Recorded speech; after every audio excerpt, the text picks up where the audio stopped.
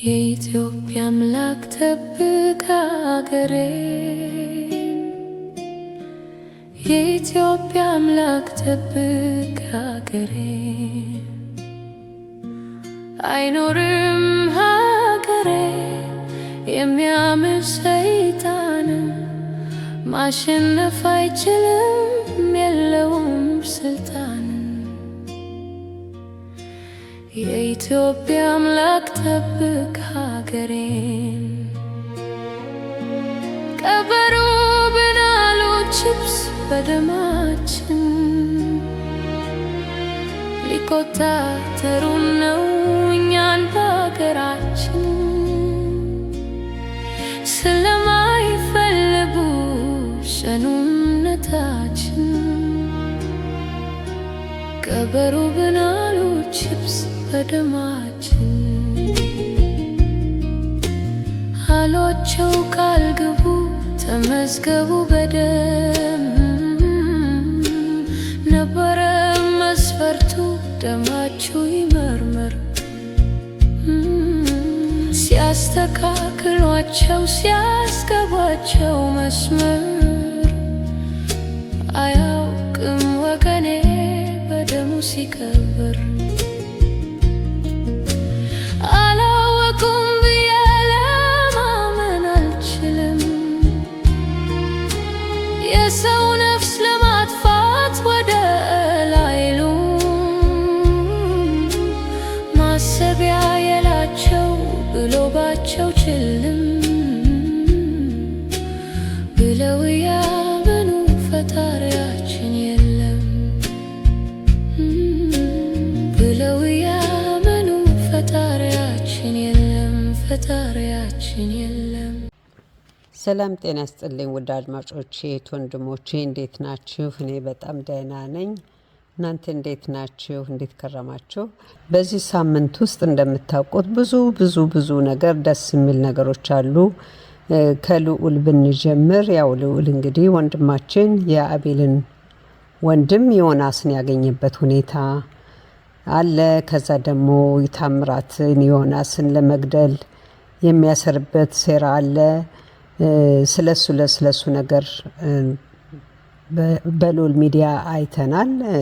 ከዚህ ካየዋቸው በዚህ ሳምንት ካየዋቸው ውስጥ ለእኔ ግር የሚያለኝ ወይስ ደግሞ እናንተም ብጠይቃችሁ የምለውን ነገር ገባ ብዬ በእያንዳንዱ ቪዲዮ በማስከተል አሳያችኋለሁ። ግን እንደው ሀሳቤን የመጣሁበትን ልግለጽላችሁ ካልኩኝ፣ ያው መቼም የትዕግስት ወንድም መሞቱን ሰምተናል። ያው የሚመስለው ራሱን ገሎ ነው። ግን የሚያጠራጥር ነገር ቢኖርም ሁኔታው ያሳዝናል። ከጥፋቱ ቢማር ተምሮ ጥሩ ዜጋ ቢሆን ደስ ይለናል። ግን ከዛው ከነገሩ ላይ ግን የገረመኝ ታስሮ ምንጊዜ ተፈቶ ምንጊዜ ሁሉ ደረሰ። እኔ እሱ እንግዲህ በቅርብ ጊዜ ነው ትዕግስት የተገኘችውና የትዕግስት ወንድም እስር ቤት ይሆናል ብዬ ነበር የምጠብቀው። እና በዚህ ደረጃ እነዚህ ወንጀለኞች የሚወጡ ከሆነ በእውነት ነው የምላችሁ በጣም ወንድሞቻችን ድካም ላይ ናቸው ማለት ነው። ምናልባት ይሄ ልጅ በራሱ ካልሆነ የሞተው እንደተባለው እንደሚያጠራጥረው የመኮንን እጅ ካለበት በሰው ከተገደለ መውጣቱ ለዚህ ዳርጎታል ብዬ እላለሁ። እና እንደው የህግ ሂደቱ በጣም በእውነት ነው የምላችሁ በጣም ያሳዝናል።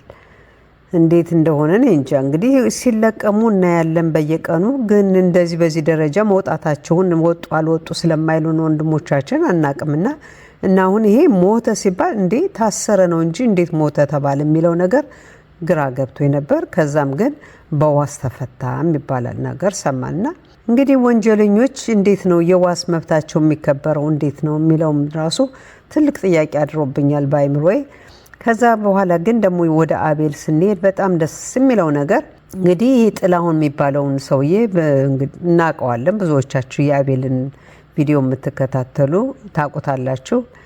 የአቶ መኮንን የበታች የሆነ ወንበዴ ትልቅ ጥፋት ሲያጠፋ የኖረ ስንት ሰው ህይወት በእጁ ላይ የጠፋ በራሱ ጊዜ በራሱ ወቅት እጁን መስጠቱ በጣም ደስ ብሎኛል። ከዛም ደግሞ የሚያስቀጥለው ሌሎችን ዶክሜንት መስጠቱ የልያ ቀኝ እጅ የሆኑትን ሴቶች እጃቸው መስጠታቸው በዛ ጉዳይ ደግሞ በአቤል ባቀረባቸው ሁኔታዎች አንዳንድ ቪዲዮ እያስከተልኩ ራሴ ጥያቄ የሆነብኝን እስኪ እናንተስ ምን ትላላችሁ ብዬ ማወቅ የምፈልገውን በመሀል አስረዋለን፣ እንረዳዳለን፣ እንጠያየቃለን። ደግሞ ከዛ ደግሞ ወደ ብሩኬ ስንሄድ ደግሞ እንግዲህ በጣም እየገረመን የነበረው ሁላችን ማጠያያቂ የሆነው እኔ ላምን የማልችለው ነው። በእውነት ነው የምላችሁ እስከ ቅርብ ጊዜ ይሄ በወሬ ደረጃ ነው እንጂ በእውነት ይሆናል ብዬ የማላቀው ነገር ይሄ በደም ስር የሚቀበረው ችፕስ የሚባለው ነገር በጣም ነው ግራ ያጋባኝ እና ጭራሽ በሀገራችን እንደዚህ በሰፊው ተደራጅቶ በሰፊው በየቤቱ ቁጭ ብሎ የሚወጉት ነገር መሆኑን ሳቀው ደግሞ የበለጠ እንድደነግጥ እንድፈራ አድርጎኛል። እንግዲህ ይሄንን ስታደርግ የነበረችዋ ደግሞ ዶክተር ያው ተይዛለች። የተናገረችው እሷ ካለችው በጣም ከገረመኝ ነገርና እንደው ይሄ ነገር ፖይንት አለውና ለወንድሞቻችን አስተያየትና ትኩረት እንዲሰጡበት እንድናደርግ እምለውን አስተያየት አለኝ። ወደኋላ እንገባበታለን። ከዛ በኋላ ግን ደግሞ አሁንም በብሩኬ ያየነው የቧንቧ ሰራተኛው ጌታቸውን ለመግደል የመጣበት አካሄድ ነው እና እንግዲህ ብዙ ነገሮች አሉ በዚህ ሳምንት ውስጥ የተደረገ። እንግዲህ እነዚህ 3 ወንድሞቻችን በአንድ ዙሪያ የሚሰሩ ነው እንጂ እንግዲህ በየተለያዩ ዩቲዩበሮቻችን ጀግኖቻችን ወንድሞቻችን የሚካሄደው በራሳቸው ቤተሰቦቻቸውም ሆነ በተለያዩ ዙሪያው የሚደረጉ ወንጀሎች በጣም ሰፊ ናቸው።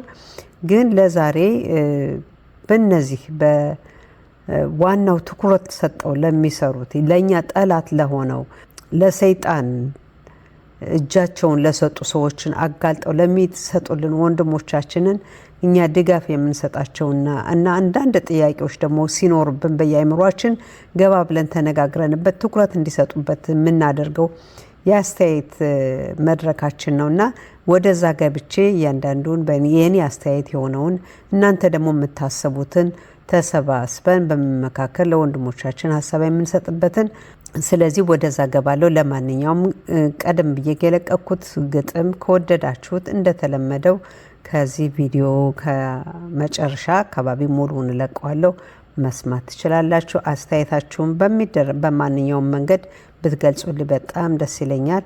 እስኪችን ቪዲዮ አይተን ተመልሰን እንምጣ። ምን ይፈጽማል? አንድ አመት ከ2 ወር ሙሉ አንድ ላይ ያለን ሰዎች ስትራቴጂያቸው አሁን ላይ ይሆናል እኮ አይደለም። ይኸውልህ አንተ አሁን ማለት አንድ አመት ከ2 ወር ነው ከዚህ ጋር ፍቅር የጀመርከው። ጓደኛ የሆነው ደግሞ አንድ አመት ከ5 ወር ነው አይደል?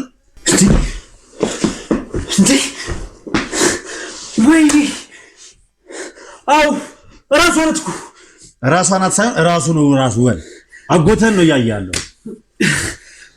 የት ነች? ና ዮናስ እየሰማኸኝ ነው? ቅድምም ተረጋጋ ያልኩህ ለዚህ ነው። አታስፈልግም እዚህ ያልኩህ ለዚህ ነው። ወይኔ ዮናስ ሽጉጡን ልትሰጠኝ ትችላለህ? ልውል ይኸውልህ እባክህ ስነ ስርዓት ይኖርህ። አያችሁ እንግዲህ እዚህ ቪዲዮ ላይ ዮናስ ፍቅረኛ ናት ብሎ የያዛት አመት ከ2 ወር በፍቅረኝነት በአጠቃላይ አመት ከ5 ወር ሲኖር ልጅቷ በ2 ቢላ የምትበላ የሱ ገዳይ ነበረች። ግን ዋናው ፖይንት ምንድነው? ይሄን ያመጣውበት ምክንያት ምንድነው? አሁንም ይሄ ባለፈው የነገርኳችሁ ድብቃዊነት አሁን ይሄንን ከዚህ በፊት ትዝ ይላችሁ እንደሆነ ለአቤል እኔ ካለው ከዚህ በፊት በሰጠው ከንግግሩ አንፃር ያለው ቅራኔ ስለነበረው በወንድሙ ላይ ራሱ ስልኩን የሰጣቸው ነበር የመሰለኝ። ግን ተሳስቻለሁ። ይቺ ልጅ ናት ማለት ነው ከሱ ስልኩን የወሰደችበት። ተመልከቱ እንግዲህ ያኔ ስልኩን ከሱ ወስደው ለዛ ነው በወንድሙ ስልክ ነው እንግዲህ ያ ሜሴጅ ደርሶት ሊገሉት የነበረ እና ምንድነው መነጋገር ቢቻል አሁን ይሄ አንድ ወንድሙ ነው ፍቅረኛ ሲይዝ ፍቅረኛ ይዣለሁ ብሎ ቢያስተዋወቀው እንግዲህ በብሩኬም ጋር የተደረገው ይሄ ነው። ያቺ ልጅ ፍቅረኛ ሲይዝ ለብሩኬ ወንድሜ ፍቅረኛ ተዋወኩኝ መነጋገር ቢቻል በብዙ ነገር እነዚህ ወንድሞቻችን ስለሚጠራጠሩ ነገሮቹ ይቀላሉ ብዬ አስባለሁ። በእርግጥ ፈጣሪ የፈቀደው ነገር ነው የሚሆነው። መነጋገር ቢቻል እንደ ቤተሰብ አንድ ሰው አንድ ነገር ሲቀየር በህይወቱ ላይ እንደዚህ ሆነ ቢባል ቢነጋገሩ ነገሮቹ ሌላ መፍትሄ ይኖራሉ ብዬ ስለማስብ ነው። ከዚህ በፊት ይሄ የብሩኬም ያቺ ፍቅረኛ ሆና ለዚህ ደረጃ ያደረሰችው ብሩኬ ሳያቅ ነው እና መነጋገር ቢቻል እንደ ቤተሰብ ጥሩ ነው ለማለት ፈልጌ ነው ይሄንን እቺን ቪዲዮ በዚህ ጋር ያመጣውበት። ከዛም ወደ 4ኛ ዓመት ስንደርስ ዲፓርትመንት ሄዳችን ጠራችኝ። ከዛ እሷ ጋር ሲሄድ ያው ከትምህርት የኮለጉን ገንዘብ ማገኝበት ስራ እንዳለ ከሆኑ ሰዎች ጋር ማለት ከትልቅ ድርጅት ጋር ልታስተዋውቀኝ እንደምትችል እና ያው በትምህርቴም ጎበዝ ስለሆንኩኝ የተለያዩ ስራዎችን ሲመጡ መስራት ከዛ በኋላ ደግሞ ማንም የወር ሰራተኛ የከወር ደሞዝ የበለጠ ሊከፈለኝ እንደሚችል ነገረች። ከዛ በሳምንቱ ምናምን መልሳ ጠራችኝ። ፕሮጀክት መጥቷል ነው ምናምን አለች። እዛ ሲሄድ ግቢያችን ውስጥ አሉ የሚባሉ በጣም ሰቃይ ተማሪዎች አሉ። አንድ አራት ይሆናሉ። ብቻ ከነሱ ጋር ነበር ፕሮጀክቱን የምንሰራው። ስለዚህ ሁላችንም እሷ ናት ሰበሰበች። ምንድነው ይሄን ፕሮጀክት ነው? እሷ ናት ቀስ እያለች ታስረዳኝ ነበረችው። ብቻ ግን እኔ ማድረግ ያለብኝ ነገር በሙያዬ የሚመጡትን ነገሮች መቀበል ነው። እንግዲህ ውድ አድማጮቼ እንደሰማችኋት እቺ የኛ ዶክተር እንደዚህ በሚያምር በለሰለሰ ቃላቷ እንግዲህ ስንቱን ወጣቶቻችንን ጉድ ያደረገች። ግን ዋናው እቺን ቪዲዮ ቀንጠብ አድርጌ ያመጣሁላችሁ ከተናገረችው ብዙ ተናግራለች።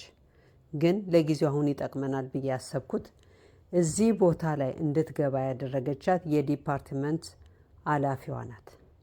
እንግዲህ የሜዲካል ለዶክተሮች የሚሆኑትን ወንድሞቻችንን እህቶቻችንን የምትመለመል እንግዲህ እቺ ልጅ ስትናገር በትምህርት ቤት ውስጥ በዛ ዩኒቨርሲቲ ውስጥ ሰቃይ የተባሉት 4 ልጆች ጭምር እዛ ተገኝተዋል። እዚች ሴትዮ ወጥመድ ውስጥ እነዛ 4 ወንድሞቻችን ወይም እህቶቻችን የት ሄዱ? ምን ስራ ላይ ናቸው? አሁን እቺን አንድ አግኝተናል፣ ሌሎቹንም 4 ይቀሩናል። ያ ማለት እንደዚሁ በዚች ሁኔታ ሌላ ስራ እየሰሩ ነው ማለት ነው። ይሄን ነገር ፕሊዝ ፖይንት አድርጋችሁ አስተያየት እንድትሰጡ ነው። ተመልከቱ። ሌላው ደግሞ የሚያሳዝነው ምንድነው እንግዲህ እኛ በተዘዋሪ የኛ ያልናቸውን ኢትዮጵያ ለነገ ህይወት ተስፋ ናቸው ያልናቸውን ሰዎች ልጆቻችንን በዚህ መንገድ እያጣናቸው ናቸው፣ እየተጠለፉብን ናቸው። የኛ ምሁሮችን በዚህ መንገድ ወደ መጥፎ እያስገቡብን ናቸው። ይሄ ነገር እንደ ቀላል መታየት የለበትም። ይቺ ሴትዮ የምትመለምላቸው የነገ የሀገራችን ተስፋዎቻችን ነው።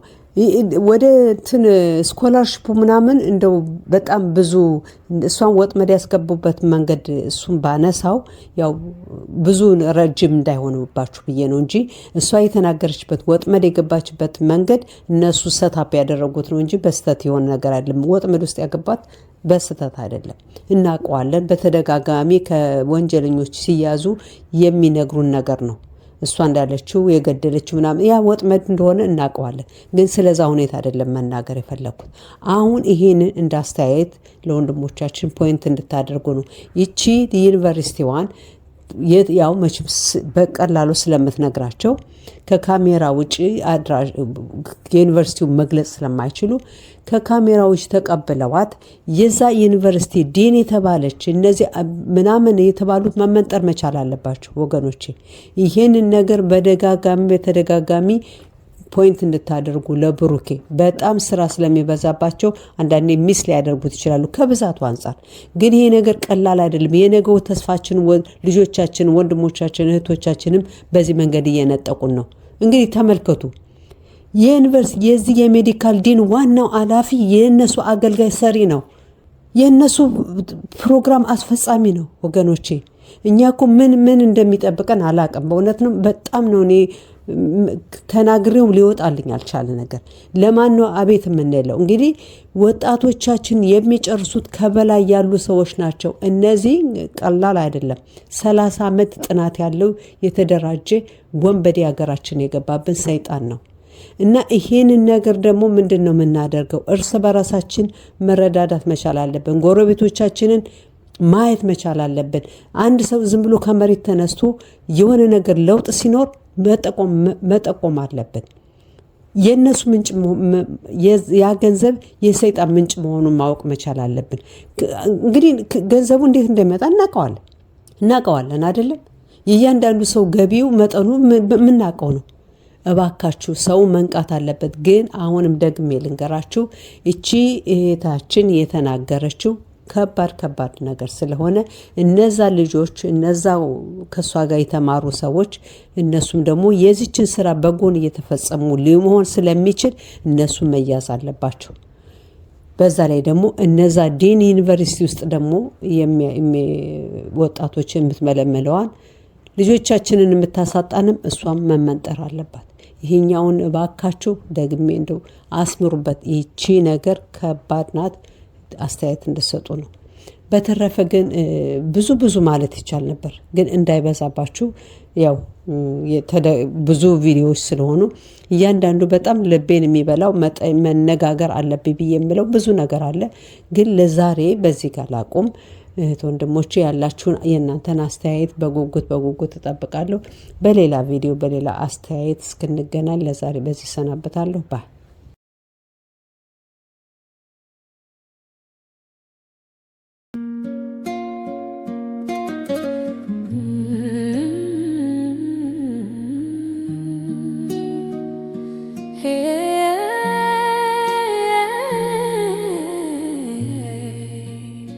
የኢትዮጵያ አምላክ ጠብቅ ሀገሬን፣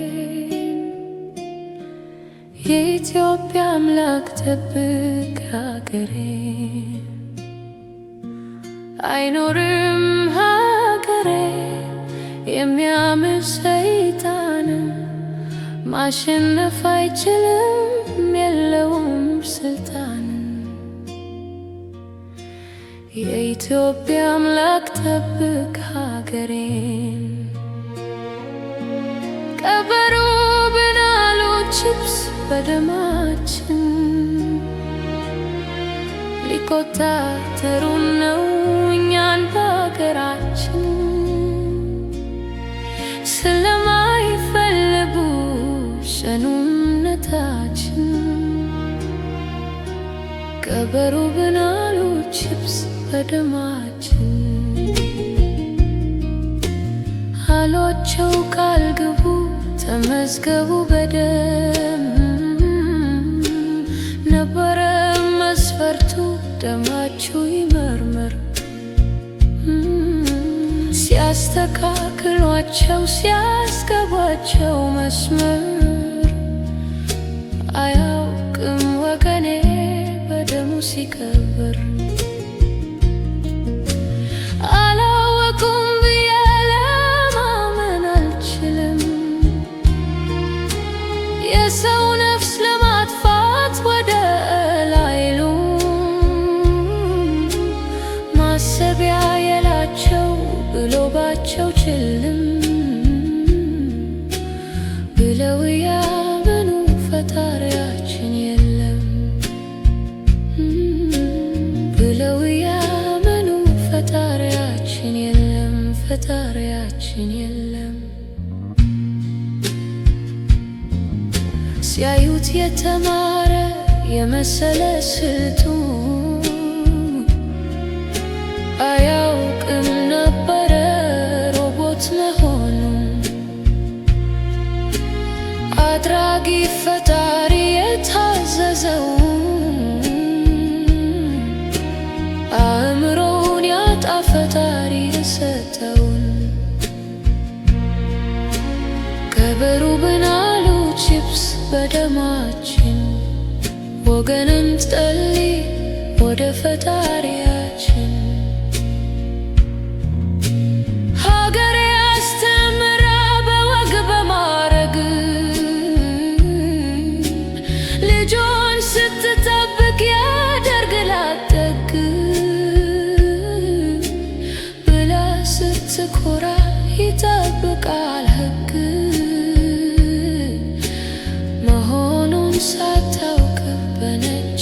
የተሸጠ በግ በነጭ የተሸጠ በግ ለማመን ይከብዳል ድርጊቱ ስራው ኮች ብሎ ሲያስቡት እንደ ሰው የሚያስብ አእምሮ የለው የካደ ፈጣሪውን የፈጠረው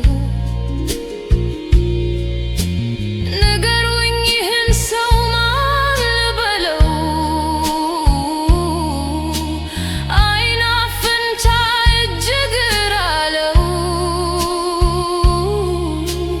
የሰው ምስል አውሬ የተላበሰው አስቦ ነበረ ሊኖር የደላው ስንቱን ወጣት እንደጨነሰው